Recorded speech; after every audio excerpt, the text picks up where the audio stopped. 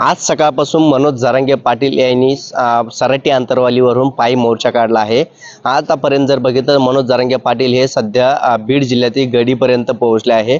आज पहिला मुक्काम जो आहे तो आता मनोज जरांगे पाटील यांचा मातुरी या गावामध्ये होणार आहे आणि या ठिकाणी मुक्कामाची सर्व सोय आता मराठा बांधवातून करण्यात आली आहे।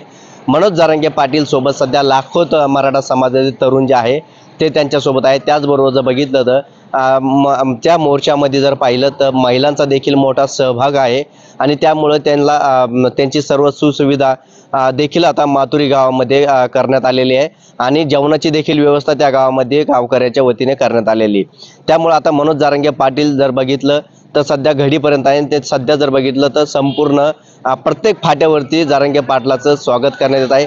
त्यामुळे आता मनोज जरांगे पाटील यांचा पहिला मुक्काम आता मातुरी या ठिकाणी होणार आहे आणि या ठिकाणी मुक्काम झाल्यानंतर जरांगे पाटील हे सकाळी 9 वाजता मुंबईच्या दिशेने रवाना होणार आहेत। मोर्चामधून विजय चिडे, जय महाराष्ट्र।